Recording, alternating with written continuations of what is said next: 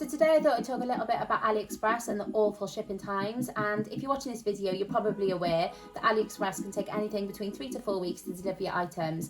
But I'm going to talk about a strategy that I use that helps avoid any returns or chargebacks. What I tend to do is always keep my business as a UK-based company and make sure that when your customer arrives on your website, they can see that you deliver worldwide. Now, when they contact you after a week or so and they're complaining that they haven't received their order, just let them know that you're going to look into it and you'll get back to them. So buy yourself a day or two and then contact them and let them know that as they are an international customer, their order is being checked at customs and duties.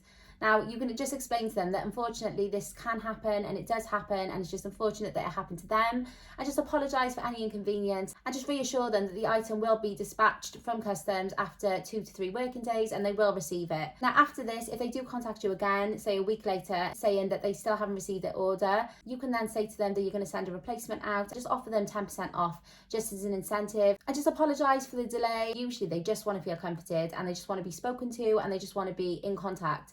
So even if it took 6 weeks, once you're in contact with them, they usually don't care. I found that this works with all my customers internationally, and my clients, I encourage them to use this tactic and it usually works for them. And when it comes to UK-based customers, obviously it does work a little bit different. There isn't really an excuse for why an order should be taking 2 or 3 weeks to get to them. But what you can do is just explain to them that you're going to look into it and it's really unusual that this has happened.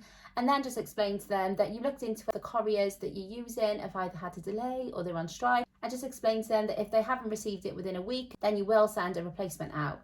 Now, again, the main thing to take from this is the customer wants to hear from you. Don't avoid any customer service messages or emails or social media contact, because what this does is a lack of trust in you and the customer, and it kind of builds a bridge. When they feel that you're not there for them, they automatically start to think that they've bought from a company that's fake or fraud company, and they will more than likely apply for a chargeback or a refund. So if you keep in contact with them, let them know, just blame it on shipping. Just make sure that you really emphasize on the fact that you apologize and you're so sorry for the inconvenience. You'll do everything it takes to make them feel happy, and just apologize over and over if you need to. And like I said, if you're able to, try and offer 10% off or some kind of incentive.